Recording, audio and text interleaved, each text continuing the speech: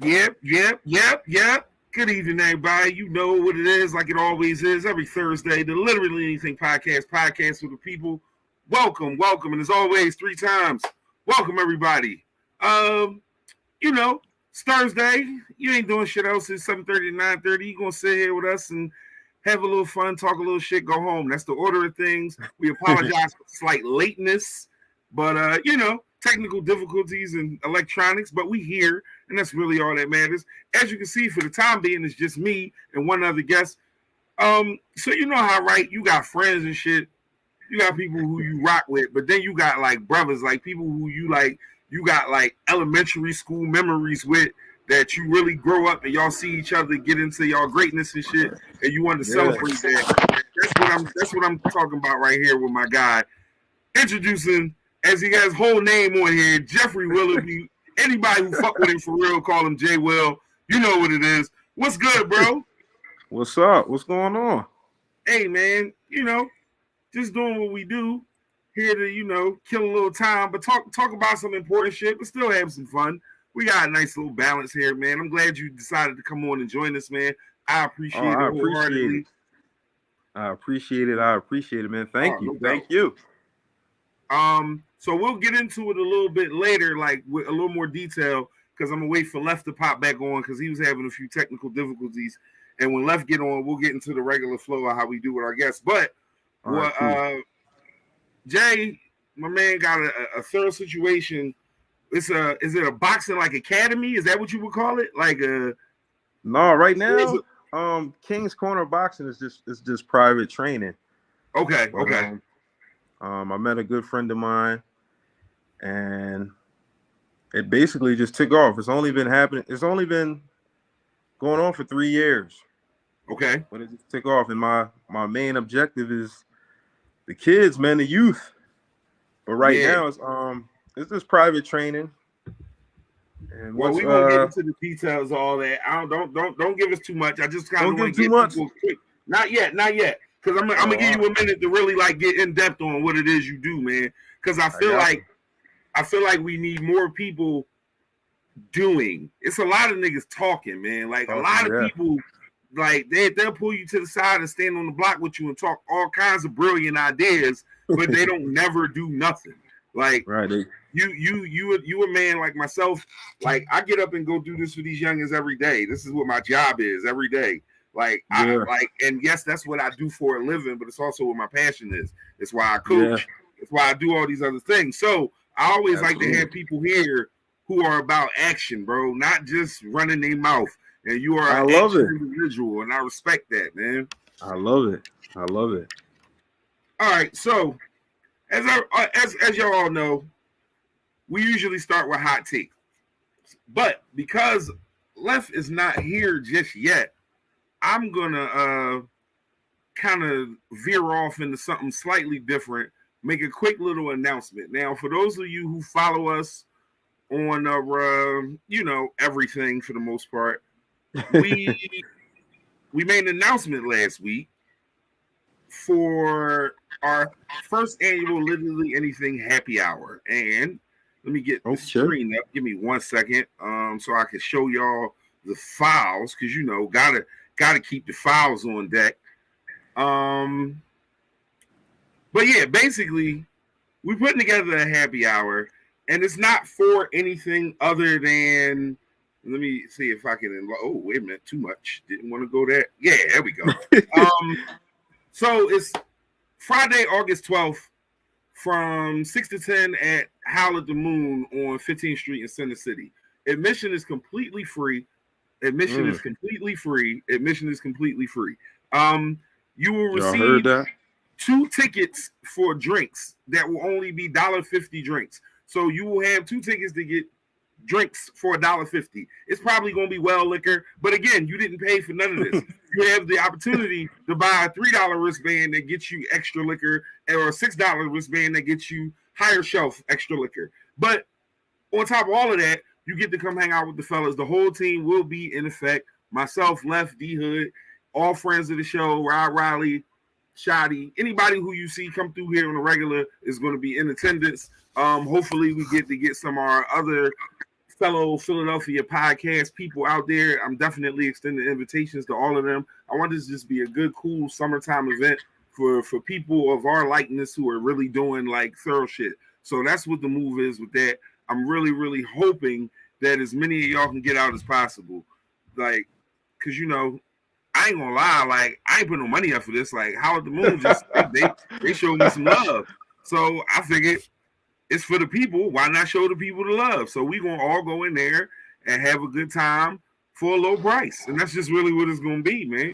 And you gonna meet some new people and find out some new shit. Maybe make a business connection that'll change your life. But if not, you'll get drunk for cheap. So yeah, have a good either time. way, that's gonna be the move. So that's what we starting the show at tonight. The first annual Literally Anything Happy Hour. Once again, August 12th, Friday, 6 to 10, 258 South 15th, Howl at the Moon, $1.50 drink tickets, $3 and $6 drink wristbands, limited buffet. Now, y'all know how food go with us people, with us folks. Limited buffet.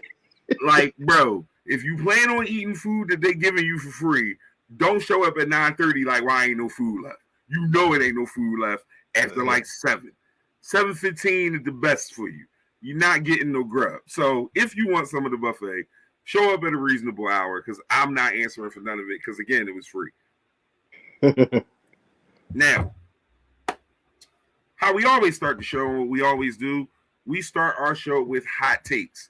A lot of shit happens between between Thursday to Thursday, and sometimes you get some wild opinions about it. We like to start with those wild ass opinions and then build from there.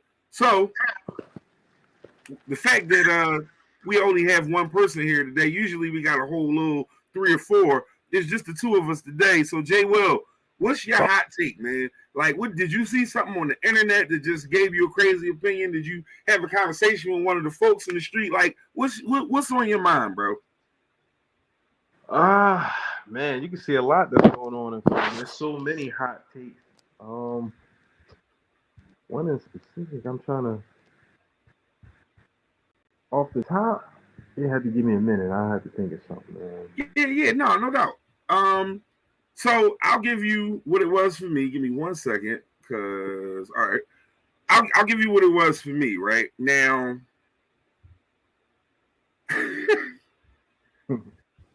It's like I get that when you get to a certain status, what you want to do is you want to have money, and some people want exposure, some people, but like y'all really gotta like stay off of the internet. And when I say y'all, I mean people who already doing well, like the celebrity shit. So I just happened to see a little snippet of Khalees talking, right? Yeah. Khalees of Nas's former ex-wife and a couple of songs that I'm not gonna mention because but y'all know who Khalees is. Say that one more time. Hate her so much right now. Yeah, that Joe. That's probably the most well-known Joe. But either way, apparently on Beyonce's album that's about to come out, there's a sample of a track of hers, and Pharrell was the producer on the track, and she just took to the internet to just like say how Pharrell did her dirty because she never got the publishing for it, and he uses it on purpose to mess with her, and she mad at Beyonce, but she not mad at Beyonce. Like, she went like 900 different places with this whole little John, bro. Like, and I had no clue what she's talking about. Like, and I'm bringing it up because I feel like once a week, it's a celebrity tirade on the John where you just like, yo, the fuck are you talking about? Too much money to be beefing, man. But I mean, go ahead, man. Go ahead. So some people take the art form very serious, and they feel like they should be compensated for it. But why go on Instagram or social media to broadcast that? That's a phone call or you know what I'm saying? Exactly. I'm pretty sure your person could call my person, and we can handle stuff behind closed doors instead of broadcasting something, bringing attention to it. And the funny thing about what you just said with that is that the irony is that she said, why y'all couldn't just pick up the phone and call me? Like talk as she's tirading, but you on the internet. Why you ain't just pick up the phone and See what call I'm me saying? back? That's Like, just like people that do, certain people that get on and be like, man, I don't usually do this, man. But it's like, well, if you don't usually do it, don't do it. I'm about Don't to do say, it don't now. do me no favors, guy. I'm wondering like everybody else got it. Like, fuck out of here. You know I don't be doing this internet shit, but I mean I gotta address this situation.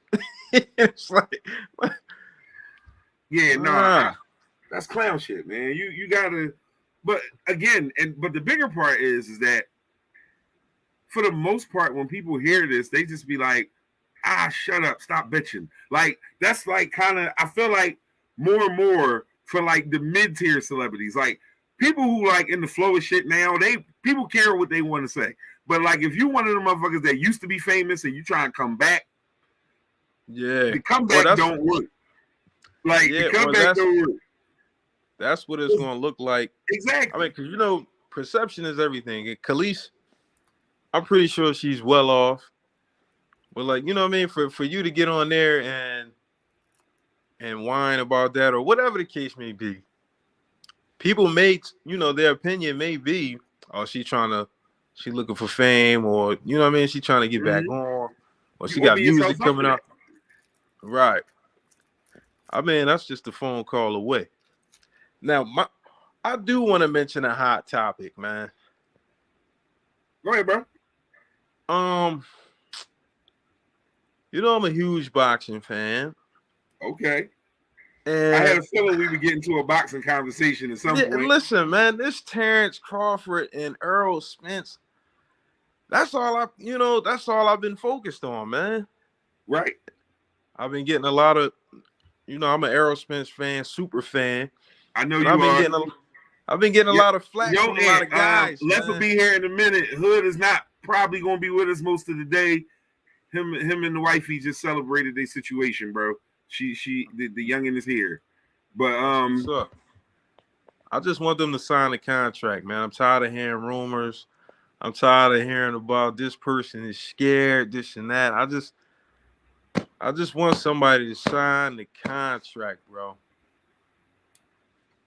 Well, bro, we have different opinions because, you know, in my opinion, Bud the best in the world. Bud, my God. Like, I'm all right with, you know, I want the same thing you want as far as the contract. Because until somebody show me otherwise, Bud the best in the world, champ. Like, until somebody show me otherwise, I got to see it with my own two eyes. Bud the best in the world. But I'm with you on that. I want that fight. And I think because recently, like, the best boxing fights have happened 3 or 4 years too late. We just don't want to have that again. Like, we didn't get Floyd Manny when we were supposed to. Like, we just didn't. We were supposed everybody's to get that fight. at the peak. Right. And it's like this is the best time to fight. Like, why not give this generation Marvin Hagler versus Sugar Ray Leonard or Hearns, and like this when they at the peak at their best, let's go. Those when the wars happen. Those when the fans really win. When you get them at that right stage. Don't nobody want to see these brothers in round 7 laboring. We want to see them at their best. Yeah. And it's a few more fights. A lot of people. I just want to see all the young guys mix too. I'm tired of the everybody's got a you know what I mean? Everybody's holding on to this undefeated record, and it's like, so what if you lose? Fight. I want to see Shakur Devin Haney. I want to see Devin Haney versus Teofimo Lopez. I want to see Tank versus. I want to see a mix. Create a tournament. Have some better undercards. They can all fight each other in one event. And undercard, main event. Let's put ego to the side. And get this good entertainment going. Because Shakur is my guy. That's my other guy. Woo! Shakur nice, man. Like, beating guys up. Beating them up.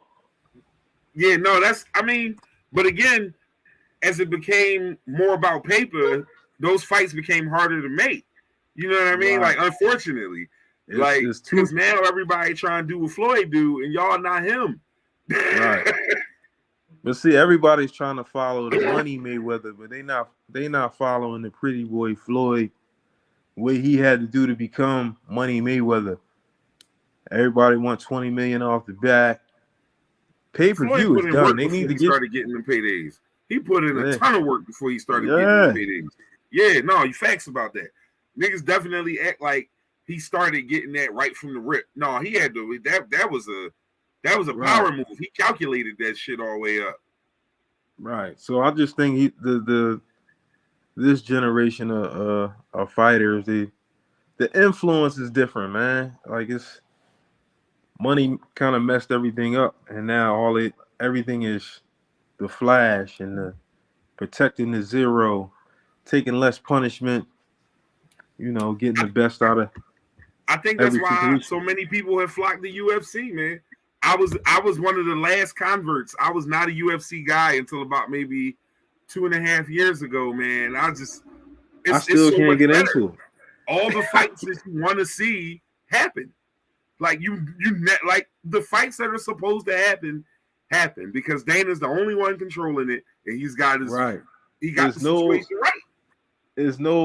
You got too many promoters in the game. You got DAZN, you got Top Rank, you got PBC. Yeah, PBC, yeah.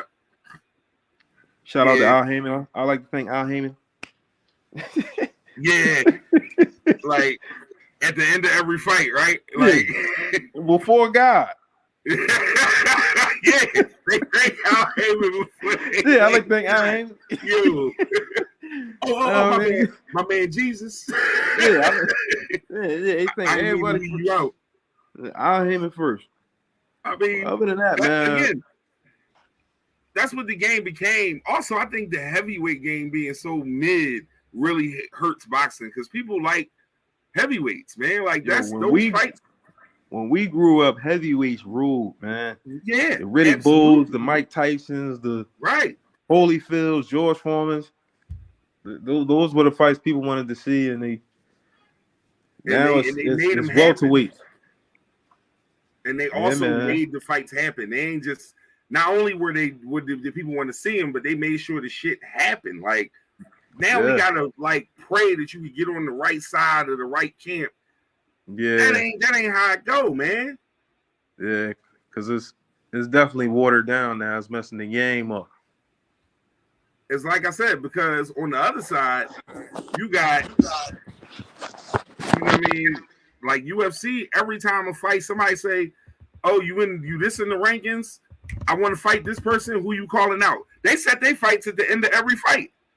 They tell you when you win, they tell you exactly who you want to win. You get the best knockout of the night on the card, you get a $50,000 bonus. Like they do shit different over there. Yeah, see, that's what boxing got to step it up, man. They got to step it up. Major. Got to step it up, major. Hold up, got a comment. And Left is actually on his way to the crib and coming from that 6-wheel lateral movement as you saw it. I'm gonna let you grind him up. I know. I'm sure you're a little salty with him about that. I'm gonna definitely get him on here for you though, bro. All right. So again, I'm gonna wait for Left to get into everything with you, Jay. So now we're gonna move on to another topic. NFL training camp started this week. Mm-hmm. NFL training camp started this week. Deshaun Watson's in camp practicing. Yeah. They still haven't decided what they're gonna do with him yet. How you think that's gonna fall for him? How many games he looking at? Because he's getting suspended. How many games he looking at? If you had to guess, over under. Let's say the over under is 5.5. I say 6 games. So you going over 5.5? Yeah. If I set the line at 5.5, you would go over. Okay. You know what? I would go over 2. 6 games. And then what they added an extra game? No, I'm saying I didn't hear the ruling. Did they put the ruling out? I never heard the ruling. No, so I didn't that's hear what I'm saying. I'm just guessing. This is me just putting the energy out to try and see if we could guess, and then later if we right, we could come on here and say we knew what we was talking about. You know what I mean? Yeah, no, I didn't hear anything new. He's gonna get 6 games. They're not gonna announce it to everybody in camp though. Once every team finish reporting, No, what I was saying, because he had his hearing already. What I was saying was, didn't they add a extra game to the season? Yeah, it's 17 games. Yeah, Ended it. So he missed 6. He played 11. It's still the Cleveland fucking Browns. So like, I won't believe the Cleveland Browns gonna win shit till I see the Cleveland Browns win shit. Like, and that's just because that's what my life has taught me. So I don't give a fuck who show up as fucking quarterback. It could be Clark Kent himself in pads. I gotta see it because y'all still the Cleveland Browns. Like, and that's just, take that however you want, Browns fans. That's real. Yeah, that's a fact. Bird Gang is in training camp. Okay. How you feel, bro? You excited? As an Eagles fan, you excited for this upcoming season? I'm always excited. What I don't do is I don't get into the hype until they hype, and I don't get into the hype until they kick that ball off in the regular season. I don't get into facts. I hear a lot of, we're going deep in the playoffs. I hear a lot of this. I hear a lot of that. I like seeing for myself. I'm not mad at that. I'm very excited to answer your question. Yes, absolutely. I take what I saw last, and I take what's been put on top of that, and then I just build an expectation from there. But all those expectations kind of go like. I like the build up to the talk to the preseason to the season, but then week 1, everything positive I was saying is gone. Like it never, like whether we win or we don't. That's exactly why. It's like it's the Eagles, man. They send you to the hospital for high blood pressure. Man, it's a full reset. You got to do it. Listen. Like you got to do it. Yeah, but I like the addition to AJ Brown. I definitely like him on the other side of Smith. If Jalen can be somewhat accurate, there should be a lot of open receivers because it's hard to guard Dallas, those two, whoever's going to be in the slot. Because I'm completely over Jalen Reagor. If he never played another down for the Eagles again, I wouldn't be upset. I just feel like boy can get the deep ball. Because last season he couldn't. It just seemed like he couldn't get it down the field. But we ain't had a right wide receiver core. Also, I'm about to say. Also, the coverages he was facing wasn't built to let him get downfield. What you have like if healthy and like Ant is saying, if the play calling is consistent, because there was times last year where the play calling was definitely suspect. But if they're healthy, assuming health, because that's always in football something you got to do first. But assuming health, what are you going to guard? Are you going to guard over top with AJ and Devontae, or are you going to guard underneath with Dallas and AJ, or are you going to guard the mid where all 3 of them can get? Like, you have 3 receivers who have size and speed for their position that could really move shit around. If the play calling is solid, the Eagles should score points. Where I'm concerned is on the other side of the ball. Well, defense? Because it's all or nothing. If the pass rush not going to hit, then it's going to be a problem. And I don't know what it is. Now all I've been hearing about is the defense. We stepped it up. We got some good linebackers. That's all I've been hearing about is the Eagles are notorious for having trash linebacker play. Like we man, I hate the way we draft linebackers and pick them up, bro. Them dudes get here and be trash. Like Jeremiah Trotter, my favorite linebacker ever. Hold up, real quick. Let me put a quick pause on it. Add my yo, bro. Hey, yo, hold on. I can't hear you. Yeah. Say again. Oh, yeah, you got me? You got me?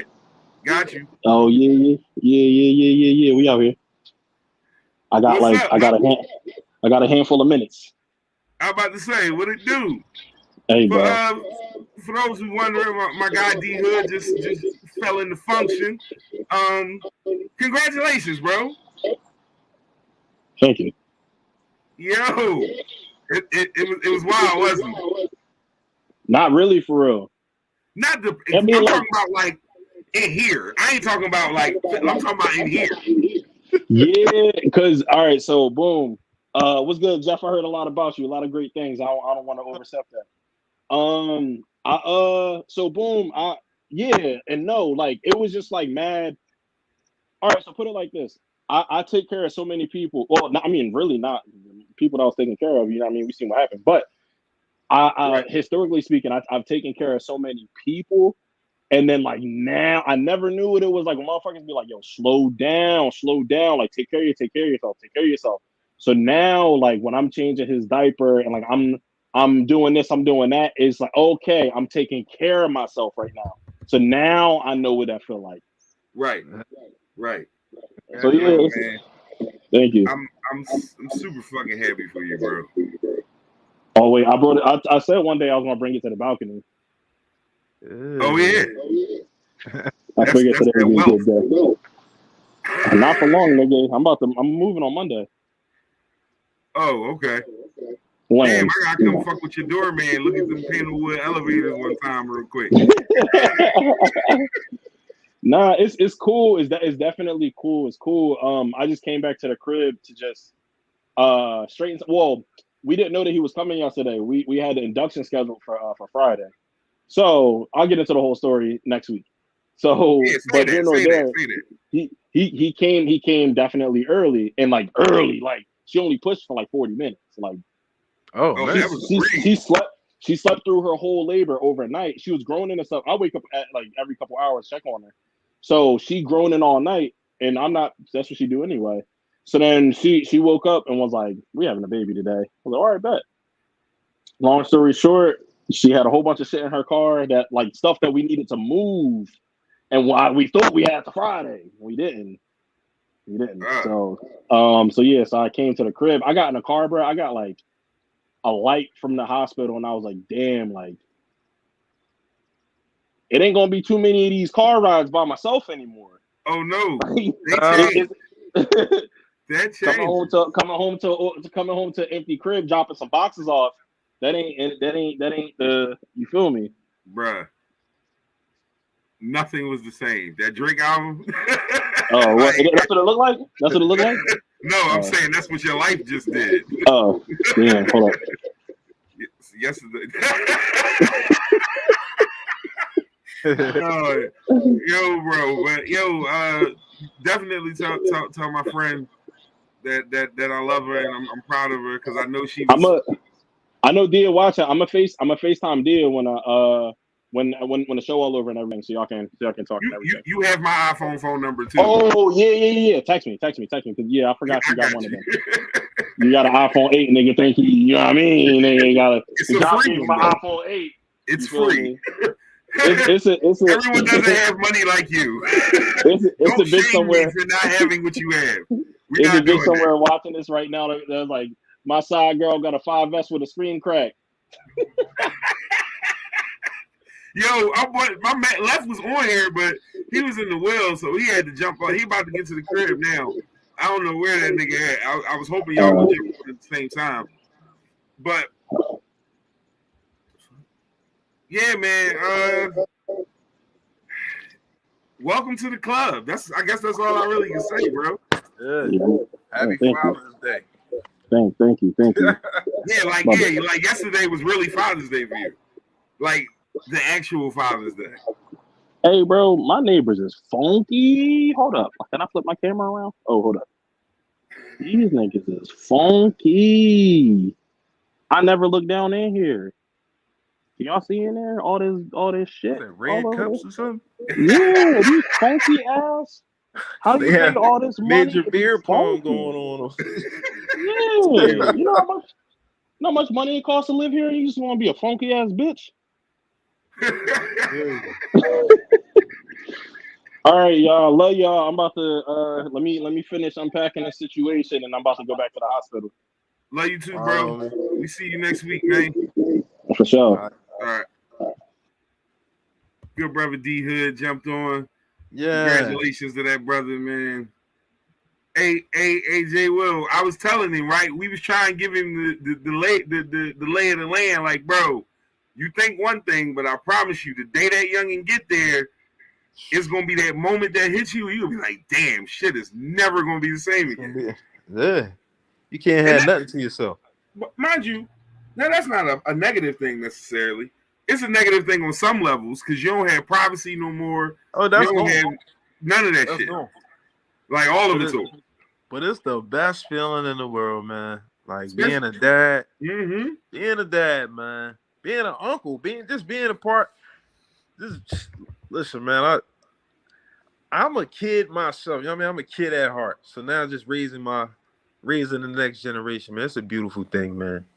No, agreed, man. I tell everybody all the time, I got a lot of hats that I wear and a lot of different jobs that I do, but none of it is, I don't take no more pride in any of it than me being a dad. Like, that's an important job. Like, I got to do that job right above all those other jobs. So, like, yes, no, I agree 100%, man. And that's the first. That's first priority. You know what I'm saying? Everything else stops. You get a phone call about that kid. Yeah. It don't matter, man. And for those of us with sons, it's kind of like it's even more because you got to prepare them for shit that they gonna see and go through out here. That's unique to them. Us with us black men with sons. Our sons got to see a certain thing that we gotta have them ready for it, man. Yeah, I'm constantly in teach mode, man. Just in teacher mode, and I'm always telling him, "Yo, I'm not gonna always be here, man." So, what I put in his head is like, "Yo, what?" He might ask me something or help him with this or help. And I'm like, "Yo, what?" Real life situations, like, what would you do if I wasn't here? Like, how would you open that? How would you fix that? How would you, you know what I'm saying? Because it's gonna be a time where I'm not gonna always be around, so I got to teach you now. Now, I got to instill everything I know. And some lessons you're just gonna learn on your own, champ. You know what I mean? Facts. Yeah.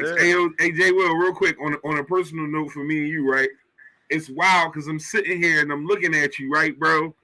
And I'm seeing your pop. Like, I see yours. Yeah, and I'm about to say, and I know you probably thinking the same thing. It's wild when you grow up with, like, you know what I mean? That's wild. Like, I'm sitting up here, I'm like, damn. Yo, I've been thinking the same thing. Like, damn, you look just like Mr. I listen, bro. I can't even call certain people in my family on the phone. They like, you sound like, and then my niece, she be like, you sound like Pop. It make me sad, like, cause it's just one of them things. Ain't nothing I can do about that, though. I said, how you think I feel? No, you sound just I'm telling you, man, it's crazy. No, George gave me all of that, bro. Yeah, every little bit of that. That's a fact. Yeah, man, the youngins, man, that's all. That's what I get up and that's what I live for. That's what I thrive for, man. That's my purpose is just getting up. Indeed. These young bucks. So give us a little bit. Left will be on in a second. You can get started though. Let's talk about the King's Corner situation and talk about what you're doing with the youngins and how that's like. Just give us the whole rundown on how that is, man. I want to hear that. Well, I started my mission. I mean, just how I got introduced to King's Corner was through a girlfriend of mine. Okay. She introduced me to my partner Malik, and we basically just took off from there. We had so much in common that we didn't know. We both had the same trainers. That we found out the same person was training us. Right. His birthday is in April. Mine is in April. We the same age. We both love boxing. So one day I get invited to the crib. I see the situation that he had going on, Okay. and long story short, he's like, "Look, man, if this is your passion and this is what you want to do, I got enough clientele to like get you started and then get you on the books." That's And fire. it was up from there, bro. Up from there. It was just personal training. It's all personal training, but we add a little twist to it. Just we add some cardio and we just make it Right. fun. Boxing can be very intimidating and Right. it can be boring at the same time, learning the same thing over and over. The fundamentals can be boring. There's a lot So, of repetition to it. right. So if you add, you add a little cardio into the mix, some mitt work, you know what I mean? You make it fun Yeah, for people. yeah, yeah. And then, the people that want to go further, we take it further, you know what I mean? We transition into serious training. I'm certified USA boxing. Um Certified boxing trainer here, y'all. Get with my man Jay Will. oh, Certified boxing trainer. Guy not just, you know what I mean? I just flim flam. I studied the game a long time, man. I'm a fan of boxing. I'm a student. Um, when I'm not training, I'm home watching it. I just love the speech science. I've definitely had some of the more entertaining boxing conversations in my life when you were around. Because you not only know what you're talking about, but you're passionate. So when you get going on a motherfucker, it's funny. See, a lot of people like they know about football and basketball, and I was never too. I keep up with the game, but if you talk boxing, it's like I can. It's like how motherfuckers talk about Mike Jordan. Right, right. Yeah, I can talk that shit because I just know it, man. I love it. You say how Roger say? Most people don't know shit about boxing. Roger. They don't know shit. Yo, I miss Roger so much. He was my favorite quote. Like, he might be the only person who I enjoy hearing quotables from more than Mike Tyson. Like, Mike Tyson is my favorite quote of all.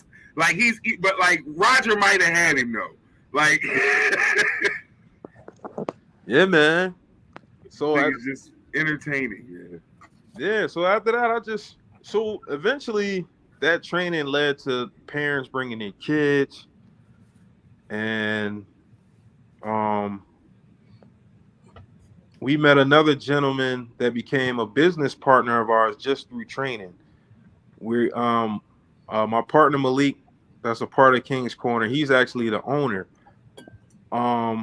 And we met another guy, Dominic. Now, I was training his sons, and he pulls me to the side, and he's telling me the vision that he has.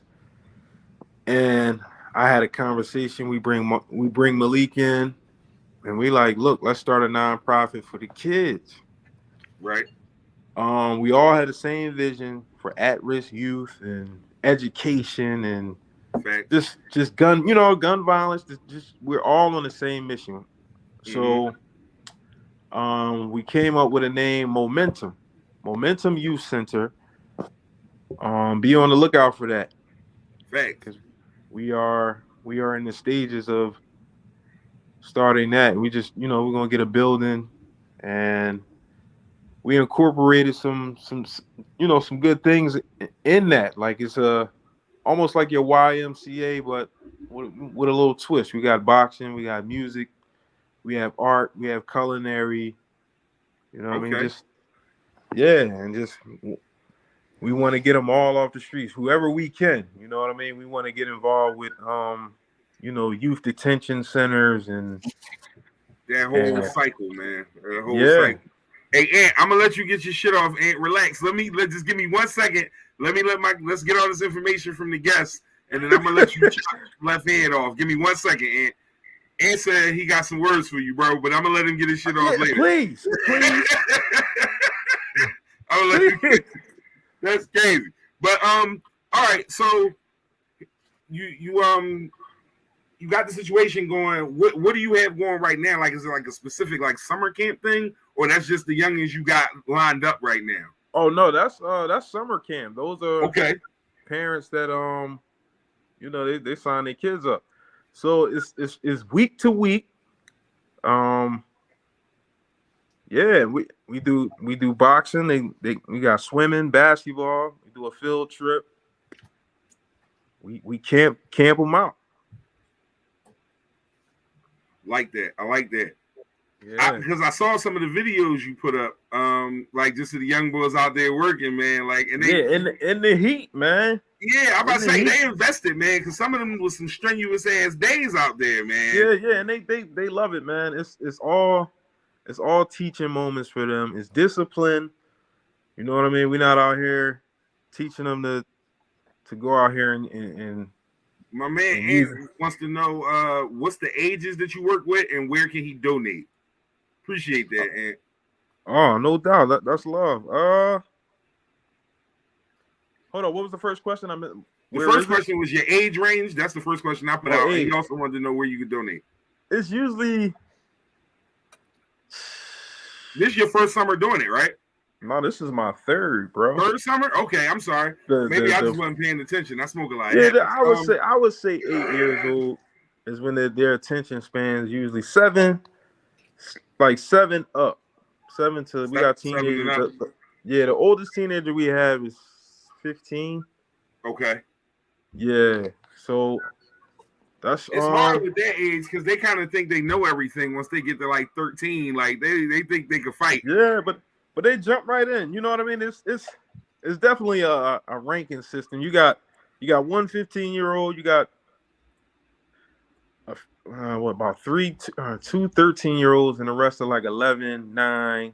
You know what I mean? They all around that same age group. But he said he got a 4-year-old.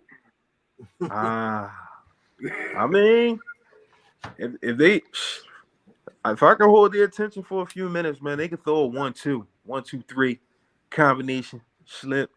You know what I mean? bring them up, man. Bring them up. I'm gonna have to connect y'all. Off so y'all can. Because so y'all can talk. It's actually a private address. It's not like a gym. Right.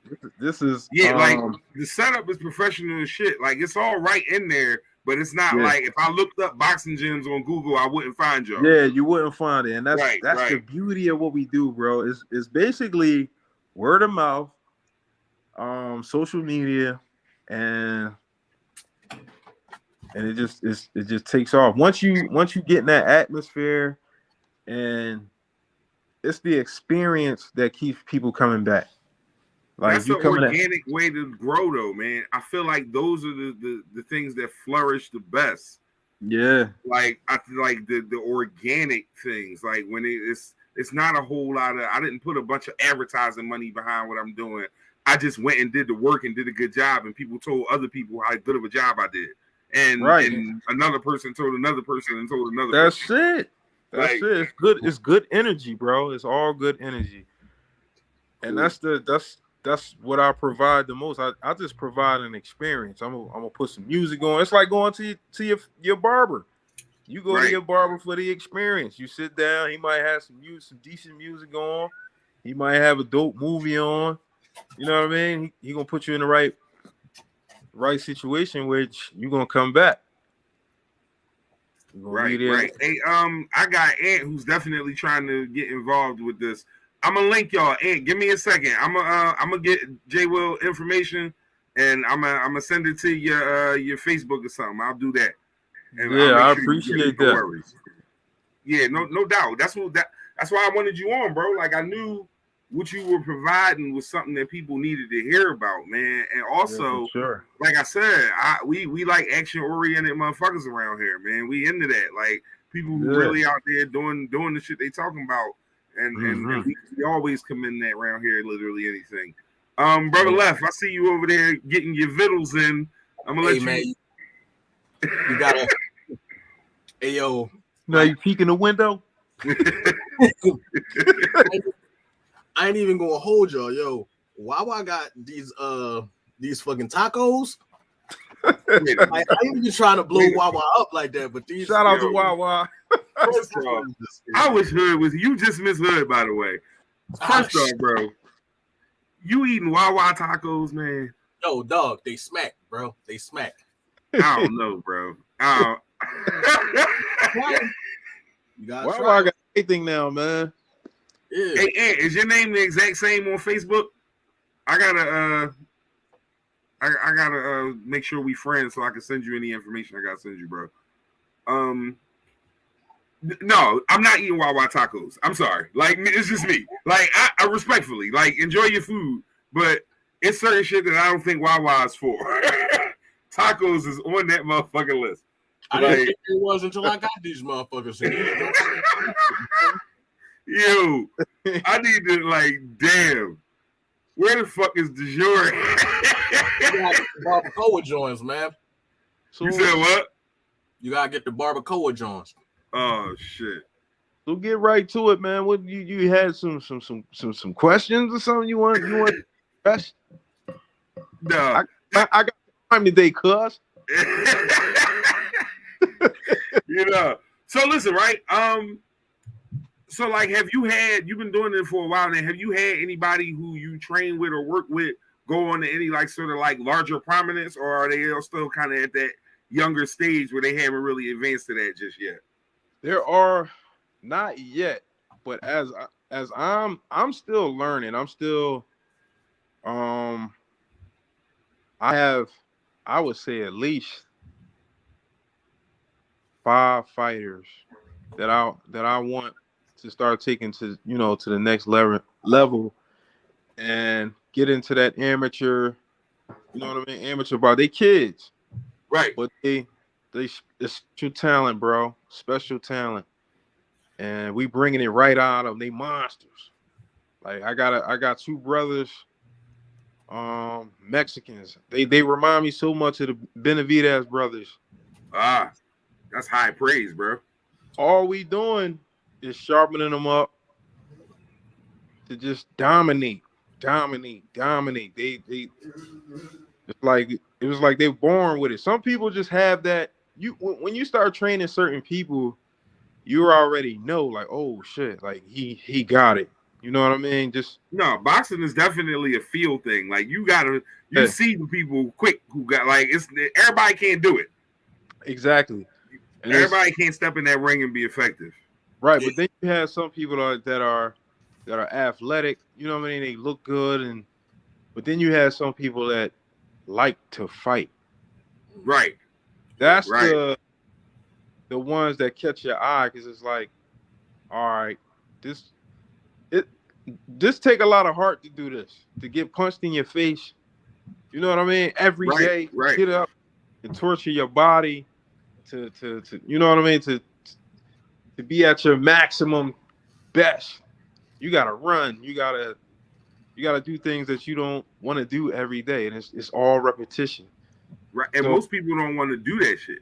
Like that's that work, the real work that's required to be good at it is kind of what separates those who really going to do it and those who won't.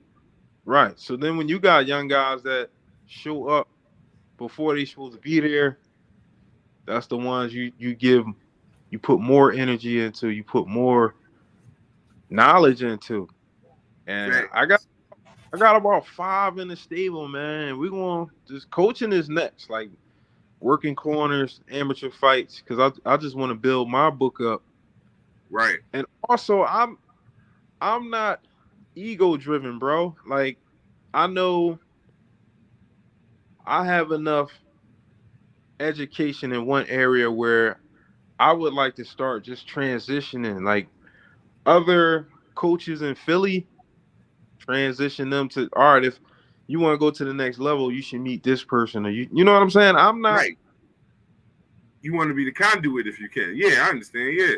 Have to. If this person can take you to the next level, then I know I've done my job. That's one less off the street. Mm-hmm. You know what I'm saying? That's how I'm looking at it. I'm not looking for the praises. I'm really not, bro. That's why the situation is good now, because it's private. You know what I mean? What you see is on Instagram and all that, but I'm not out here broadcasting. I see you post here and there, but you don't go like. It's other businesses who are much more involved that I see all the time that should be, doing that same grind. And I still know that your shit is spreading because I see the growth without you being on there every single day and all that. Like, it's still working for you. Speaking volumes for itself, bro. And I'm just having fun with it. It keeps me in shape. It keeps me watching boxing, keeps me learning, and I'm able to teach and get to the youngsters, man, through boxing. Because who don't like a good scrap? I mean, let's be honest. Who don't like a good rumble, dog? Like, I'm sitting here and I'm watching you, right? And you could tell how deep in the boxing you are because you never stop fucking moving, dog. Yeah. You looking for motherfuckers. Like, should have been bobbing and weaving. You never stop moving. Like, there's yeah, I see certain people be like, yeah, you used to box, didn't you? Be like, how you know? Because your head never stopped fucking moving. So it's off that straight line. Always ready for a slip. That's what I'm saying. It's like I've just been a fanatic of the sport, man. So me doing this now is like it's a blessing, man. I give God all the glory for it, man. Seriously. If you do what you love, they say you don't really work. It ain't working. It ain't work if you really love it. I respect that, bro. I definitely do. All right, I'm gonna ask you a question that because I feel like you a little more tapped in than the average boxing person. Is Philly still the boxing town it always was, man, or has that subsided some? Because we get that reputation, but I'm like, is it still the same? I'm gonna say yes. Okay. We got Jerron Boots Ennis. Philly is gonna always have a foot in the door, bro. Right. It's just our right. Like, you can't even mention boxing without Philly. Like, right now we got Danny about to fight on Saturday, but Danny fight Saturday. That's what made me ask you. That's what made me ask you because I was thinking about his fight. Yeah, Philly is always gonna have a as long as I'm training, I'm gonna put Philly on the map, bro.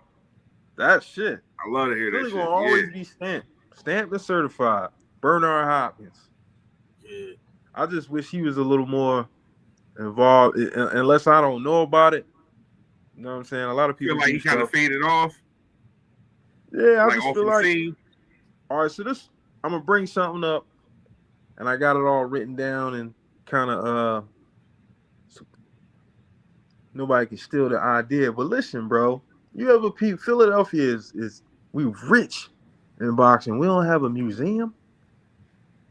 And it should definitely be some sort of boxing museum in the city. I thought about. I ride by Joe Frazier's gym all the time, and it's embarrassing, bro. Mm-hmm. It's embarrassing to ride by and to look at it and see it's an old furniture store now. I mean, it's crazy, right? Like, this man beat Muhammad Ali, and this is what the fuck we left with. Mm-hmm. He beat one of the best to ever do it, bro. And this, like, nah, how you not turn that into a boxing museum or all these? We got Philly got money, man. Philly, we got. Like I said, Bernard Hopkins, the Danny Garcias, the people that made it rich, the Julian J. Rock Williams. I'm about to say Rock. Yeah, I was just about to say Rock. Yeah, a lot of these guys that made it, man. How do we not have a boxing museum where people can come look at the old, old fighters and the history of boxing? But kind of what you spoke to earlier, though, in that I don't know that it's all about the art or the history for people who get into it anymore. Like, I think some of them, like, they stumble upon the fact that they have a talent and they see it as a way to make money, so they don't necessarily respect the steps up to that, if that makes sense. Like, yeah, it's not being taught. Right. A lot of the old school trainers aren't around anymore, bro. Like, I'm 42, so it's funny hearing a youngin call me old head. Yeah, that shit blows my mind. So, I'm used to it now. So now anybody older than me, shit, they starting to retire, man. and they leaving all that knowledge. They're not leaving that knowledge with. I mean, we done had people one my pass age. away, brother Nazim passed. So like, I mean, like, Yeah. it's wild, man. See, a lot of people train fighters, but shit, what about the trainers? Like, Right, not saying Richardson, he wasn't in the ring, but he had right, so much knowledge. right. You don't necessarily have to train somebody to fight. Train him to train. And what about the OG Pad Man? He passed away not too long ago too. Who? The OG, they called him Pad Man. That's what I'm saying. The people that hold the mitts that's what I'm talking about. Pass that information on. Yeah. Like everybody is not equipped to fight, but they know the game. Like, all right, I see certain stuff. I could tool you up. Exactly. Right. Ant said, are there any new techniques that you got, like, especially because you certified and all that? Is there anything, like, has the game changed? Like, what's different about the game as far as the way you teach it now? Or is it different? You know what's different now? And I definitely teach old school. Everybody, you turn on YouTube, everybody hitting the mitts. 18-piece combinations on the mitt, right? Well, who's doing that in a real fight? Right. You know what I'm saying? All that shoe shining. Right. That looks good, and it's good cardio, but you're not throwing a 13-piece combination in a fight, player. Like it's not happening. You're gonna throw a 1-2, right. 1, 2, 3. Like that's why I love Earl Spence. There's nothing special about him. There's no special effects. There's no finesse to his game. It's all fundamentals, man. He's like the Tim Duncan of boxing. That's a great comparison. I'm not mad at that at all. Yeah, it's like it's nothing special. It's just he finds a way to dominate. You know what I mean? With just 1-2s, hooks to the body, good fundamentals. He's Olympic pedigree, and that's it. Right. It's almost like the simplicity is what makes him better than everybody, because everybody else trying to do the extra shit, and all he's trying to figure out. I mean, but Floyd was kind of the same way though. Like he just was really good at the shit. Like, but Floyd wasn't like. Floyd was a grand master. Like he understood. All you gonna give me is the body? All right, I'll work the body. You gonna let me live this jab all night? That's cool. You gonna keep trying to punch? I'm gonna slip you to death. Floyd has some flash to him. You know what I mean? Absolutely. But I'm talking about like if you take all the cool looking shit away and just break it down to boxing, he's really just fundamental the shit out of you. Like he's not doing nothing crazy. That's all you need, man. That's all you need to win. Problem with him is you can't hit him. Right. That's what I like to teach too as well. It's defense. I encourage it. This is a brutal sport where people are trying to punch your head off to win a fight. You know what I mean? To win. That's the object. To give you a concussion bad enough to knock your ass out. Right. So we're gonna figure out how to slip that, block that, parry that. You know what I mean? That's first. Footwork. Yeah, I teach fundamentals, bro. That's why Sweet Pea one of my favorites ever, bro. That brother. Yo, Sweet Pea was a monster. Yeah, Pernell Whitaker. Now, if you want to learn the flashy and all that, I can introduce you to somebody. So my partner Malik. That's why we coexist, bro. It's like I'm the foundation of the house, and he'll go in and paint it and put all the he got the mitt work and the combinations and all that shit. The cute shit, right? But he knows the fight game too, right? Like he's gonna teach you certain combinations where you can get 4 or 5 punches off. Because you see that on YouTube, but I'm teaching you when and why you should throw that punch. Why are you throwing this combination in? and your timing and you know what I'm saying? Right. Not just giving you mitt work and then telling you to leave. All that shit look good. But can you do that while somebody throwing a punch at you? Right. My man answered, can the 13-piece combo, can you do that in a fight in real life? Do you think it's ever a professional fight when you get off a 13-piece? That's shit. if I see a 13-piece, I'm gonna feel like I'm watching you play like Marvel vs. Capcom or some shit. Yo, I feel like the only time you gonna get that whole 13 off is if you hit a nigga with a 3-piece and he's stunned on that third punch. Like other than that, like, it's not fucking happening. Like it's not happening. David Benavidez hit somebody with a family meal, man. You ever go to Popeye and get a 20-piece? I'm saying David Benavidez hit somebody with a family meal, man. Oh shit. The whole 9, dog. I mean, get your drink, nigga. It's not often, man. That to answer the question, you'll see it very, very few. You might see a 4-punch combination, 5-punch, but to get that many punches off, like you see on YouTube with people with the mitt working off, that's for hand-eye coordination, your timing, your vision. They're not explaining why they doing that. Pop, pop, pop, pop, pop. They just showing it to you because it look cool on YouTube. Right. Yo. Yeah, the basics. I'm constantly teaching the basics, man. Like how to stand, how to sit on your punch and get more power. You know what I mean? Down on the hook. Yeah. Turn your hands over.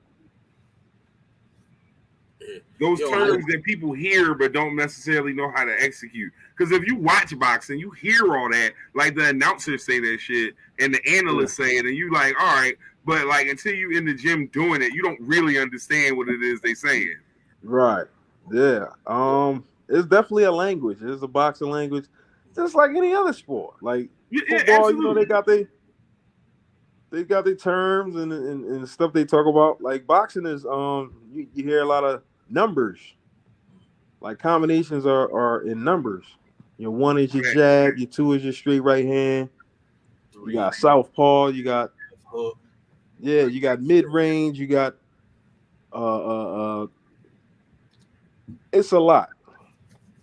It's a lot of just fight night every now and then, bro. Huh? You still break out your fight night every now and then on whatever video game system you got? Oh man, I wish I could. No, I asked you that because the other night I saw somebody. I'm on the John. You know how sometimes they tell you what games your peoples is playing, and one of my folks was playing the fight night. I said, damn. He took it back to the 360. I ain't played that John in a minute. Yeah, no, but it's the most recent boxing game they let out though. Yeah, crazy. Literally podcast for the people. We're an hour and 3 minutes in. It's actually a little more than that. But I got my man Jay Will here, schooling us on the sweet science, the game of boxing, letting us know, his feelings on the state of boxing in the city. And the way he's connecting with the youth and with those who want to be more involved with the sport. We appreciate you for joining us, good brother. Lefrey Osborne, what's up, bro? Well, I had a question for the brother. Go ahead. How you feel about the Grandy twins? Who the young guys that were had all the videos? The 14-year-old young boys. I mean. I have not. I haven't seen anything yet. Okay. From what I saw is like a lot of their mitt work and them working together. I haven't watched the fight yet. Okay. But I will check them out. Yeah. I mean, that's Philly boxing pedigree as well. I honestly, I really hope that they do something good when it comes to this, come to that fight game, because, they've been out there so long, like, it'd be a shame that, they actually get out here, professionally and then fizzle out. Right. Man, it's crazy because you mention them and I know who they are. So they out there. Like I never witnessed them fight, but from when they were pups, I watched them work together. So I know they're gonna be special, man. It's up to them how far Right. you want to take it. Cause shit, man, boxing is so unique, man. If you stay out of that gym for 2 weeks, you're gonna be off. It's different. Yeah. Yeah, it's like you miss a week of that shit, and it's like you have to constantly work on that, conditioning your body, conditioning your mind. It's a lot of work. It's mental. It's mental chess every day. And that's part of the fight, though. Like, again, that's what shows the people who built to handle it, because that's the most difficult part. There's a level of discipline that you really got to subscribe to that's just not in everybody.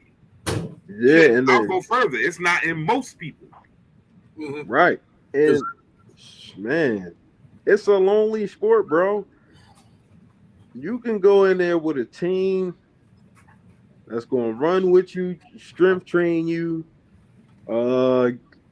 teach you all the skills, but when it comes time, when that bell ring, it's just you. Nobody else can get in there and help you. Your mom, your dad, your trainer. It's just you. So now everything that you've learned up until that point, you have to take into the ring with you. And then when the bright lights come on, Yo, and it's crazy. Like, you know, like I got folks like one of my homies. He a pro boxer, and like I see him like constantly training. He in the gym, but like I done seen him, like I done been in the building to see him fight twice. He did not come away with the win both times I seen him fight. But he definitely got a winning record, but it's just like, for me, it'd be hurting because I'm like, damn, dog, I came out to see you. You know what I mean? And then he, I think, like the one fight that he had that I think he was on like Showtime and shit. Got whole fucking clock clean, like. It happens, man. It happens, dog. But it's like, yo, it's on some shit like you got like it's no. Like it's not even a half a second when you could be off point. Like, and like he ain't. I think he got hit with a fucking left hook and lights out. Yeah. Like, so no disrespect to my brother, my bro Samuel T. I love you, dog. But yeah. He was there. He know what the fuck happened. He got all my respect for just getting in there. You understand what I'm saying? Like, a lot of people, man, they talk shit about fighters, but I'll be like, nigga, you won't go in there and do that. You know what I'm saying? Like, like, that's simple. It take a lot of heart to do that, man. Yeah, to go into something knowing I might win, but I still might get beat the fuck up. Because that happens. Niggas win fights and still get beat up. A lot. You just want to make it home to your family, man. Yeah, man, that's the one. So we got into, man, Jay Will. Ant, we gonna get you that information. Kings Corner Philly _ Jeff. All right. Kings Corner Philly _ Jeff on Instagram. Follow him on there. So we got into the serious part of the show where we focus on the guests and the mission of our guests. And now we talk about the goofy shit that's been happening the last week. And we have a little fun at this point. So let's have some fun. I have to start at the pastor who got robbed. I gotta start at my man. It's no way we can't start from right there. What the fuck, bro? First off, bro got Fendi print everything. I was looking at these videos they were showing of this boy. He should have got robbed sooner. I'm not even gonna watch you. I mean, the Lord is good. You understand what I'm saying? He must be. But what I don't understand is, I thought it was an inside job, but it's like, you got all this money. You got something $1 million worth of jewelry on. You don't got no security. You don't got church security. Pastor Waller got security. Yeah. Up at E9. You understand what I'm saying? Like, no facts. You're not lying. You're not wrong at all. Like, you're not just gonna come in there and ride. Like, I just don't understand. I don't understand how that's possible. Yeah, you got $1 million. You me. got diamonds and watches, and you don't have anybody. There's none of the brothers in the church. Yo, I'm lost. Hey, he had everything but security. I'm gonna be honest with you though. Some of these churches, these passes is horrible. So somebody was probably like, yeah, let that motherfucker get clipped. Let him get clipped. Yeah. Oh no, I don't have any doubt that some hungry motherfucker decided I don't want to be hungry no more, and the pastor going to help me. Look. Because the Lord said, "You shall provide in my time of need." No, I ain't even speaking on that. I'm just speaking about the fact that some of these evangelists are, out here touching and agreeing. Yeah, goddamn much with the parishioners. And listen. Oh, that's what you doing. He was a flash. He had a flashy. It's a dish best served cold. That's flashy lifestyle. You get right. I'm lost. I'm so lost. Like, here's the thing. I ain't gonna hold you. I'm my level of paranoia with the way I move and everything. Like, I just like to be cautious, and I'm broke. I move cautiously broke. Yeah, I can't imagine being that nigga and not moving cautiously. That just freaks me out that he. Yeah, you mean to tell me I just don't understand. You don't have you got $1 million worth of jewelry on. You don't have security detail. You don't have somebody at the door at least. I got $100,000 watch on, player. They made that man get down on the ground. That brother said, "What? Oh shit!" Like, yeah. I, and hey, today I thank the Lord on today allowing me to wait, my brother. What is that you listen? No weapon formed against me shall prosper. Listen, they definitely prospered. They prospered that day. He was lying. They prospered like a motherfucker that day. Well, yeah, that was a goofy one, man. I mean, but here's the thing: when you on live riding in drop tops, $500,000 cars, $1 million worth of jewelry, $100,000 watches. I don't care what your profession is, you're a target. Like, whether you're a pastor, a basketball player, a rapper, whatever you do, internet tycoon, I don't give a damn what your profession is. When you have that kind of bank, you're a target, and you need to operate as such. You gotta move like. If a rapper can't stop and get cookies in his own hood, you shouldn't be comfortable enough to be in your church with 80 grand worth of fucking jewelry on. I don't get it. I don't understand that. And above that, how are you serving the Lord's mission with all that jewelry? Never mind, that's another discussion altogether. Don't get me started on that shit. He's blessed. I mean, I don't think there's nobody here that's gonna disagree with it though. Like, I feel blessed. None of us believe that that's necessary for him to do his job. You don't have to have a $100,000 watch on to tell me the word of the Lord. I was told that the meek shall inherit the earth, so therefore, my thing is a pastor shouldn't be flaunting, your goods in order. Like, what's his congregation look like? Do you got all that money in your congregation? I asked that same question too. I can guarantee you that they lacking. Who are the people coming into this church on a weekly basis? Like, cause you gotta pay to get in. I'm gonna offend some motherfuckers. Look, I'm gonna come church. Come stake your ass. It's the first church where you gotta pay tithes to get in. Listen, that's what I'm saying. Like, I'm gonna offend some people when I say this shit.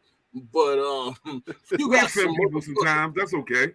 You got some motherfuckers who running around paying their fucking tithes and offerings and ain't paid their motherfucking rent and asking God. Ain't that crazy? Crazy. That's real shit. That's Yeah, 100% So real. I mean, I don't know, man. I don't know the guy personally, but I just feel like he moved kind of funny to have Yeah, man. that type of lifestyle, and then he's just an easy target, too easy. Way too fucking easy. Like like I said, I'm sure that they'll tone it down just a little bit. All right, let me see what else I got on this list that's funny as shit to me. Anybody see a picture of Jimmy Butler today? No, I Did didn't. anybody? Oh no, Jeff, I can't even let you not see it. Hold up, I gotta give me 1 second. But okay, so Jimmy Butler. Uh, y'all seen Jimmy a couple months ago in the playoffs. Jimmy had the fro, and he just had a regular little hairstyle situation going on. Jimmy showed up today. Oh man, on some Jimmy showed up today. shit. Like, hold up. Ah man, why are they not giving me? Oh, there we go. Don't you know it's true? I'm gonna just give you. I'm gonna give. That's why Jimmy showed up today. What happened? Yeah, no, he definitely had the Milli Vanilli look. All right, I got the pic. Let me share the screen real quick. So yeah, Jimmy, I don't know what he's doing with his summer. I'm not really sure what the problem is. Summer, but Jimmy wildin'. Here's Jimmy right here, whether you believe it or not. With the Java Rant on his John. No. Look, the one right next to it, the one with the bun. My bad. This one right here. I can't get it to expand for some reason. It's messing. Oh, there we go. We gotta show the one with the bun.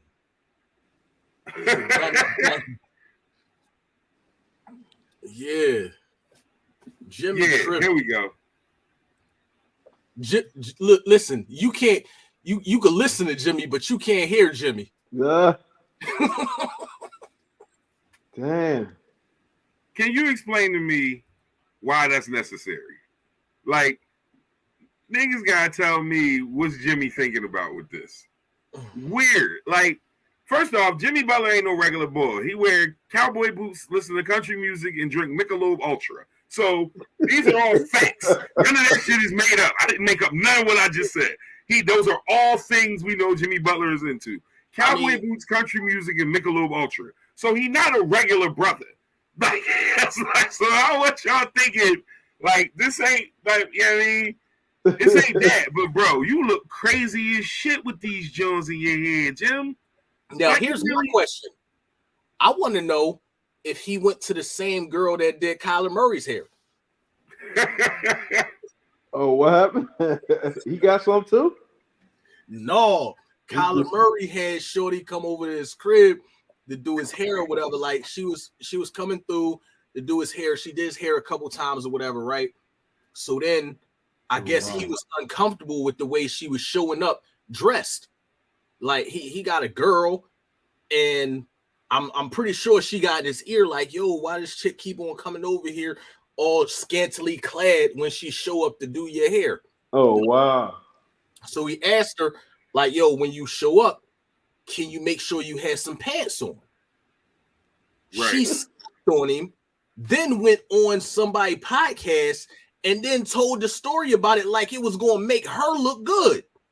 Like, no, you look like the whore that you are. Damn, that's crazy. Like, because basically what you doing is you got this multi-million-dollar quarterback, face of a franchise, who hair you doing at his crib. You could say anything fucking happened.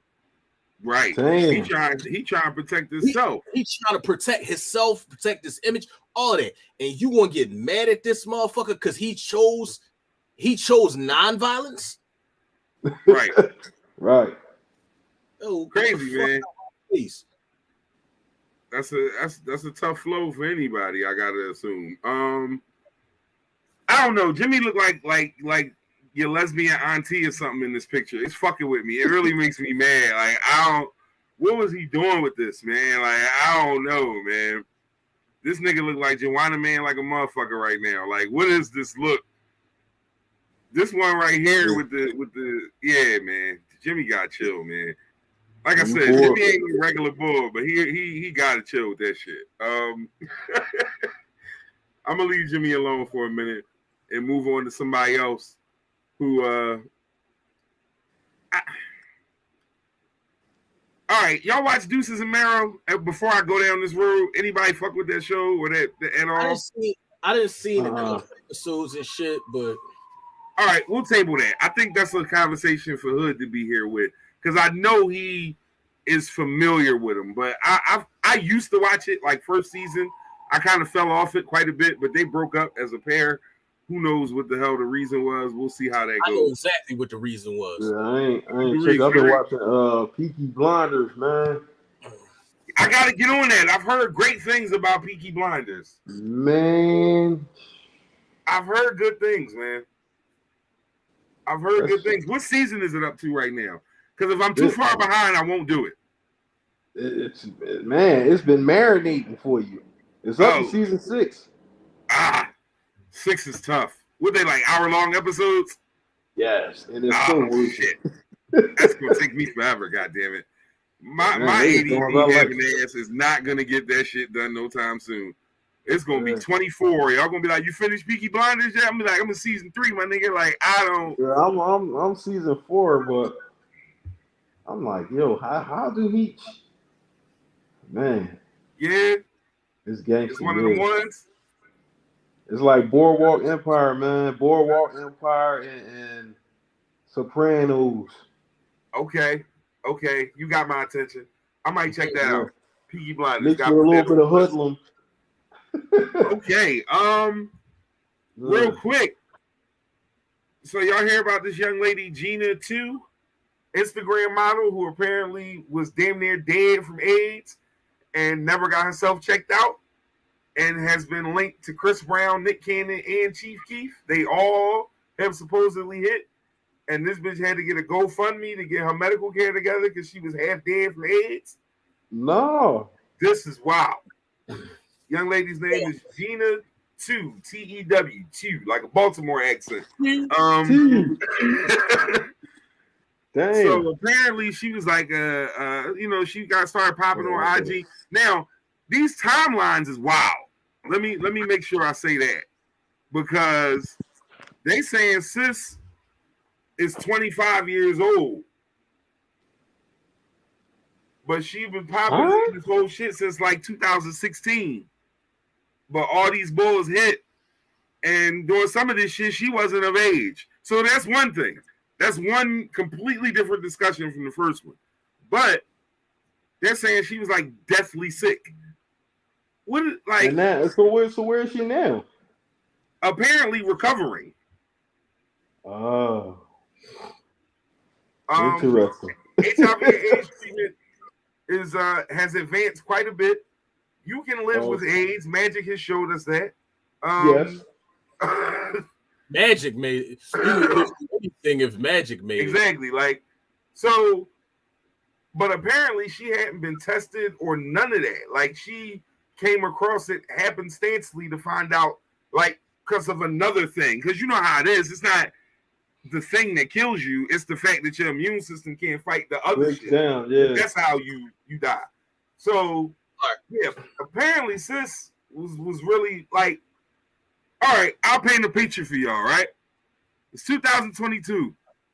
Right now today, some chick you was dealing with in 2016 call your phone today and say she got the full-blown jointski. What's the first thing you do? See that red button. Okay. You lying. Okay. Me personally, all right, number one, I'm definitely doing that. But I ain't doing nothing. You know why?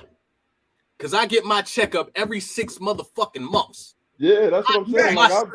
I know my status. Yeah, for now, that's what I'm saying. I've been checking all that bullshit. Like, I don't give a fuck what she talking 2016, about. yeah. You understand, though, that with what you just said, that you are very much in the minority amongst brothers. It ain't a lot of brothers that do. Niggas talk that shit, but brothers don't be going to get checked up right all the time. Yeah. So while you can say that confidently, and in this circle, you know what it is, the average nigga's not gonna have that confidence. Yeah. The average nigga's not gonna have that confidence. Well, my shorty ain't she ain't got it, so I ain't got it. I ain't pulled out months, bro. So she good, I'm good. Yeah, I'm good. That's really how niggas go to the doctor. That be they test. Like, she ain't got it, so I ain't got it.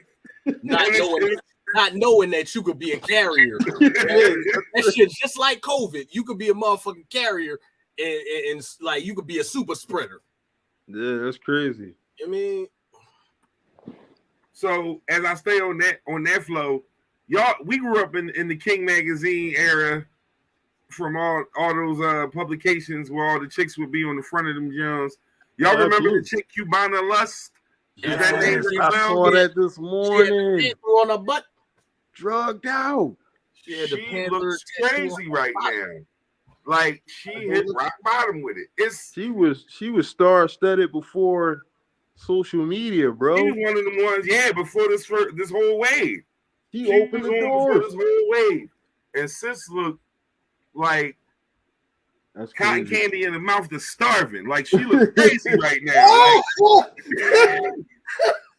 that's crazy. Yeah, I wish. Like that's no nice.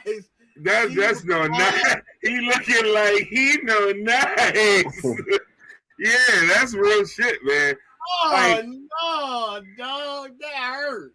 You grow up and you see that shit, and you like, damn, I'm gonna have a girl like that one day. And then the girl like that one day turn around and turn into what she done turned into. Grab the lotion. I had many times with the lotion. Ah, what the fuck? Well, wow. It's like when you saw Pinky became like the extra. Yo. Hey, yo, I'm still love her. I'm gonna fly. Fuck, you know I love my BBWs. Listen, hey, Pinky will still get it. Listen, I'm not saying that she made herself completely unattainable. What I'm saying is, if you comparing, it ain't no comparison. He was That's certified. Yeah, you know, need some fluff. Hey, man, ain't nothing wrong with it. Gotta be too something to do something, man. Yeah. Can't be too I'm not a man with that. All right, hold up. Juices and Mel. Oh, here's a good one. Did y'all hear what Donald Trump said about LeBron James, bro? In reference to the WNBA? He was saying he didn't like, LeBron James could play for them, but he was saying something about he didn't like LeBron James. He says, I don't like LeBron. I prefer Michael Jordan. But if I owned a women's basketball team, I would approach LeBron and say, have you ever thought about being a woman? And I would get him to convert to and I would have the greatest women's basketball team ever. No, we would never lose a game ever again for the rest of when I tell you, bro, I don't like Donald Trump's politics. He shoot from the hip. But if you looking for a motherfucker to say some shit to give you something to talk about for this forum, for what I do here as a podcast and what we do as a show, he is gold. That motherfucker is gold. He always saying some out of pocket shit. He really just gave LeBron James a sex change to win a women's championship. What the fuck is wrong with this team, bro? You ever think about being a woman? Yeah, man. Yo, I prefer Michael Jordan. Like, that whole clip is crazy. You gotta look it up. He's something else, man. Like I said, he a soundbite. Like, if you're getting nothing else out of that man, you gonna get some wild shit. Like, he say crazy shit. Sure. Righteous. All right, so we about to roll it in. It's 9/11. We're gonna start getting into our closing thoughts. I think I hit everything. Y'all see that Black Panther trailer? Did it make you excited for Black Panther? Hey, yo, I'm gonna tell you. I ain't see the first Black Panther player. I'm gonna tell you. I'm gonna tell you. Who Panther is going to be though. Bruh, that's crazy. It ain't old enough for a black card revocation, but you gotta watch that shit, man. You said my brother. Niggas worked that Shikis to the theater. How you missed that? I haven't seen a superhero movie, and Listen, for the culture, I need you to watch Black Panther. Yeah, just that. Yeah. You don't gotta watch Captain America, nigga, but you gotta watch Black Panther. I'm gonna tap into it, man. I'm gonna watch it. Listen, All right, It is all right. real shit. I'm I'm gonna going do my to- homework. I'm going to tell you that I believe that Angela Bassett is the new Black Panther. I feel like we gonna see. I can't wait to check it out. the brother. If you look at the fact that they're bigging up the woman in that whole trailer, it is all about the women. It is It's one of them. I don't know if it's her though. All right. You think it's shitty? You think it's shitty? I think it's shitty too. Yeah. I want to get two more things. WrestleMania is coming to Philadelphia. That's dope as shit. Lincoln Financial Field 2024. I'm gonna check the tickets out for my son. WrestleMania is coming to Philly. I think that's dope. And my last one on my list that I got before I get into my closing thought and foolishness that's on there. And one has a Netflix documentary coming out. Just saw the trailer for it today. All of us of our age remember the N1 era where AO and Hot Sauce and Cadillac and Half Man, Half Amazing and I said Cadillac, Escalade, rest in peace. All those people. I ain't say the whole name. I ain't no disrespect to that brother. Skip to my little all that. So it was like really culture changing though. Like it really gripped like the hood culture of basketball and it changed everything forever. Like for the rest of the time. That it was a kind of like Allen Iverson's a flashpoint in basketball that changes things.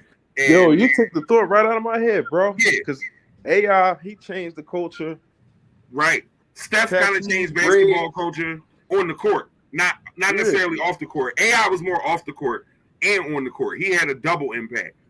These young girls all play like Steph now. Yeah, everybody shoot the three now. I remember it used to be a big man's game. Yeah. Then it was, you know what I mean? It was, now it's, nobody really care about dunking. If you can shoot from half court. These niggas got that hezzy step back game. Yeah, exactly. And the Euro step, everybody's traveling. I don't understand this. They ain't calling it. I'm calling travel. Lord That's have not mercy. even a Euro step. That's a Russian step. Listen, That's a Eurasian. You going through two continents. I'm like, my goodness, this. When did they incorporate this in the basketball? Yeah, it should be crazy. The OGs can't watch basketball the same. I still coach, so I've seen the transition closer. But from somebody who's not in the game, like it changed a lot, man. It changed a lot. Right. But Jay Will, I just got your text, bro. I appreciate you for joining us, though, bro. Like this was an amazing conversation. We don't get to talk boxing a lot, so that was fun for me, man. That was great. Hey man, I'll be more than glad to come back too, man. Oh, no doubt. Make sure if you can pop out to the happy hour, Jay. I'm telling you, you can network for that, John, too. It's gonna be quite a few people that's gonna want to connect with you. Pop out if you can, bro. I'll text you the flyer so you can have the information and say the date. All right, cool.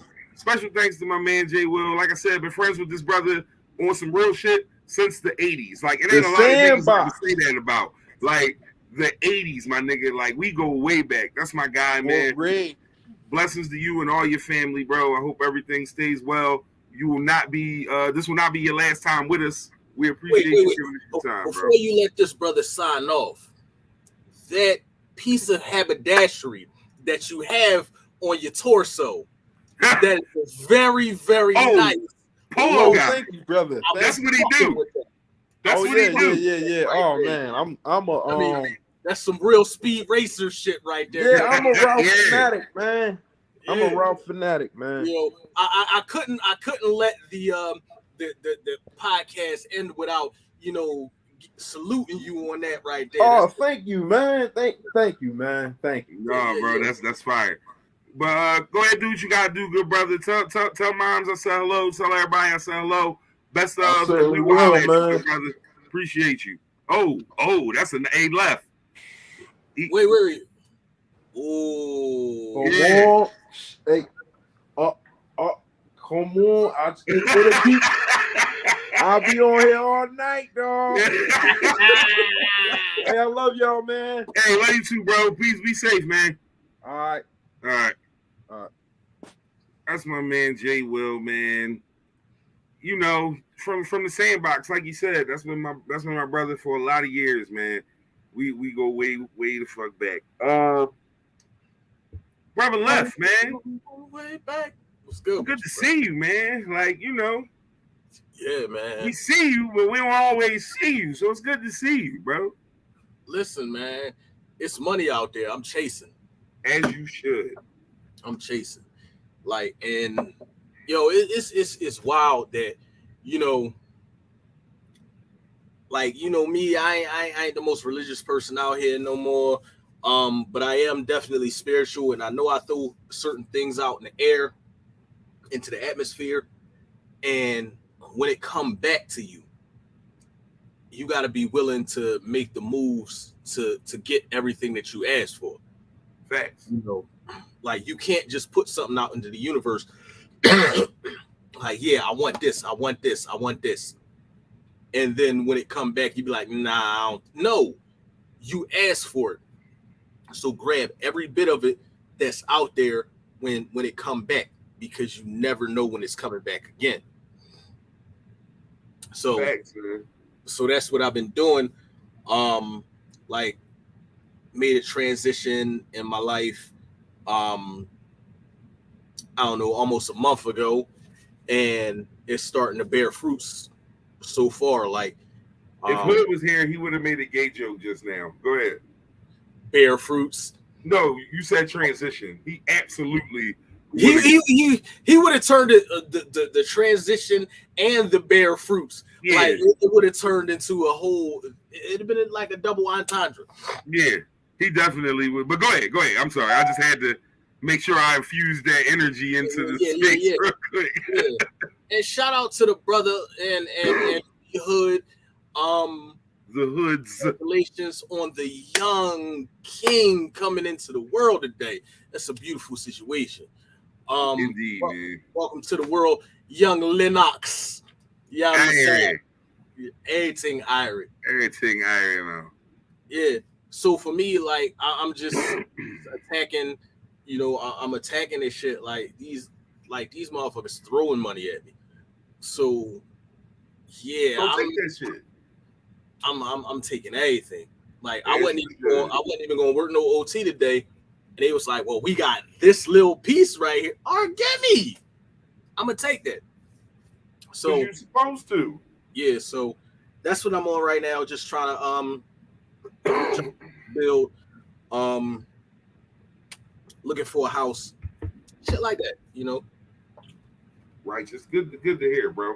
Yeah, trying to put myself in a place where, you know, we got a nice foundation for me and the babies, and you know, that's the move.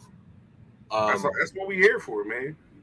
Absolutely. Give back, build the village, and leave something for them. That's the hope that we get to do all of them things, man. You know.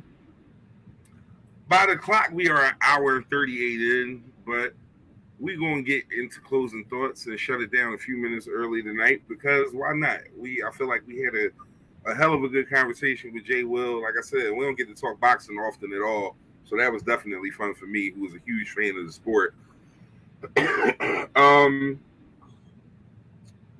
So usually I'll let but my closing thought,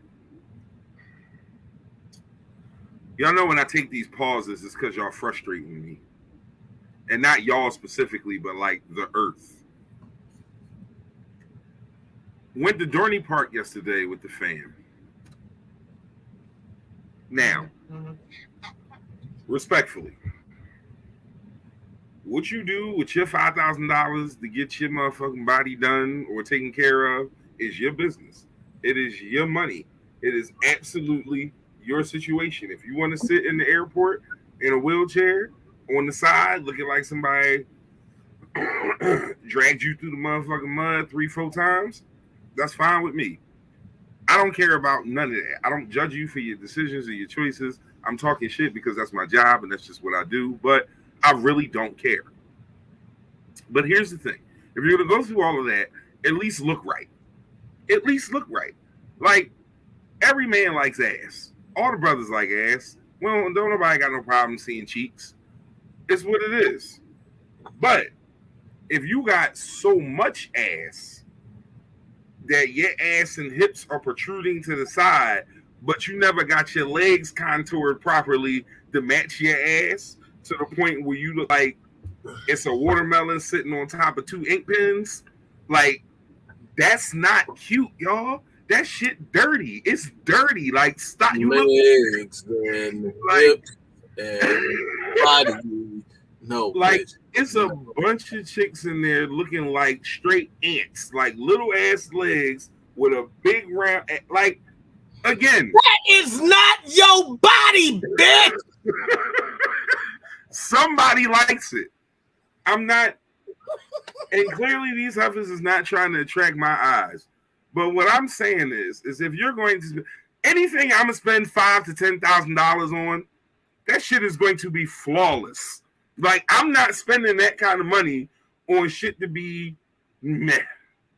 Y'all out here smoking mid, y'all getting mid BBLs. Y'all niggas is smoke. Y'all getting Reggie BBLs. Go get some gas. Like y'all gotta step it up. It's not working for y'all. Y'all looking crazy out here. Also, when you buy your swimsuit, bathing suit, whatever it is you decide to purchase, please remember that my child gonna be in the park with me. My baby don't want to see your ass cheeks. She don't. She just don't. My daughter don't want to see your ass cheeks in the park. My son might, but I don't. That's not the point. The point is he should have to work a little harder to find the cheeks, and you should just be presenting cheeks in Dorney Park at 10:15 in the morning. Like it's crazy, yo. Like I don't know. That trip to Dorney Park pissed me off yesterday, man. Like y'all really. We need some review of amusement park etiquette because y'all dirty as shit, and it made me mad yesterday. Like, and I meant that shit from the bottom of my heart. Y'all really dirty as shit. Like, just stop that dirty shit. That's me. Stop being dirty. Yeah, like, and I don't even like him for real. Like, but that's one of them ones. Stop being dirty, yo. Like, get some references for these BBLs. And cover your ass at the park where the babies is at.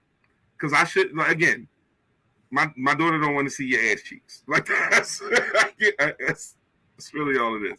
And stop putting on them damn shirts when y'all go in them pools, you fat niggas. Like, cut it out. Walking around with these heavy, my man had on a big ass 3X t-shirt, bro. That joint was soaked and it looked so heavy on him. And I wanted to just walk up to him and like, bro, take the shirt off, bro. It's okay, but that ain't my business. Like, listen, if Lizzo can walk around showing everything, so can you.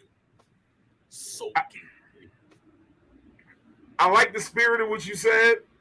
I'm not okay with her either, but I'm just look. I like the spirit of your comment, though. And two, right, was good for the goose and all that. Yeah, I'm controversial this week. Listen, I don't know if you got to check out Rob John last night. Shout out my man Rob Riley, really. The question and answer show, he has that Wednesday nights on IG Live. Was on there last night. Rob offended every major category of people: animal lovers, homosexuals, blacks, whites. Like no matter what you into, he offended you. He checked the whole bingo box. It was an amazing thing. I work with Hood, who says a lot of offensive shit, but like I don't think even he's checked every box like that. You have come close, but like this was an amazing performance. Check it out if you get a chance. Rob Raleigh, really. Shout out to my guy. He put that flyer together too. Shout out to him for that. If you need any graphic work or anything, hit my guy up. He got you for the good numbers. Yeah. So I guess we're on to my closing thoughts. Indeed. All right. I'm going to be more philosophical with my shit today. Oh, shit. Philosophical. If you knew what you was worth, you would ask for more than you getting. Oh, wait a minute. Hold up. Say that shit again. If you knew what you was worth, right, you would ask for more than what you're getting. There it is. I say that because there's too many motherfuckers out here that's settling for the bare minimum, whether it be the job you work at, the relationship you in, the friendships that you hold dear to you. If you knew what you were worth, you would ask for more than you're getting. Stop letting motherfuckers give you what they think you're worth. Because you're always going to end up shortchanged. This nigga is preaching. You always going to end up shortchanged. It's people out here walking around letting somebody else determine their worth and then bitching about the fact that other people don't treat them the way they feel like they should be treated. If you knew what you were worth, you would ask for more than what you're getting. Take your time, Pastor. I'm not mad at that. That's real shit, though. That's yeah, man. Like, if you knew what you was worth, you would ask for more than you get. Like, yeah, I can't even really. That's perfect, because so many times we get kind of like hoodwinked into believing what we getting is good enough, and it's only because you don't value yourself at a high enough level. And once you begin to do that, you'll understand that you're worth even more than you think you are. Because it's wild. You set your price. You'll let a person determine your worth, and then you'll fight against people who are telling you that you're worth more than what that person has set your price as. Nigga. Stop letting other people determine your price. Yesterday's price is not today's price. And that's so real, man. Shout to Fat Joe for that one right there. But it's real shit. No, it's extremely real shit. Like, if you knew what you was worth, you would start asking for more than what you get. I mean, I don't know if I really gotta fuck with that. That feels, yeah, that feels about right for me, man. Once again, August 12th, Howl at the Moon, 6 to 10, 258 South 15th Street, Center City, Philadelphia. The first annual Literally Anything podcast happy hour. All you have to do when you get to the spot is say you're there for Literally Anything podcast party. They will hook you up with your 2 drink tickets. You can purchase a wristband. Get there early if you want that buffet, because it's from 6 to 8, but it's really from like 6 to 6:45. So if you really want to eat some free shit, get there for that. But, if not, we'll be in the building. Come have a drink, have some fun, network, all the other podcasts. Please pop out. Anybody who I'm going to be posting a bunch of shit over the next week or two. Anybody who just comes across you in the Philadelphia area August 12th and you want to come chill with us, do that. August 12th, 6 to 10, Friday. Howl at the Moon. Come holler at us, man. It's really just that simple. I've had events at this. I've been to events at this place before. It's a good time. It's not in the hood. It's not there. So, you don't have to come super urban. You don't have to bring the quickie. Yeah, no need for the extendo to come out of the house with you this time. Keep that drum home. We're gonna have a clean, regular kind of fun here tonight. But we'll be back. I'm pretty sure all 3 of us will be here next week. I don't have a guest lined up because I want to get a show in with my guys, man. We gotta have a regular. We had one on Father's Day. That was the last time it was all 3 of us, I think. Just on that note, so we're gonna do that one. Welcome to the world, nephew Lennox. So glad to have you, man. So happy that shit is done. That my guy gets to start his journey into fatherhood. It's gonna be a hell of a ride. because Young Boy was like a week late, so he started off saying "fuck out my face." So we gonna see how this adventure goes. He started out early with the get out of here with that shit. So yeah, that's just what they do. But as for y'all, back here next week, 7:30, same time, many different places. Talk a little shit, have a little fun, go home. Literally anything podcast for the people. Where else would you rather be on a Thursday with your stank ass? Peace and blessings.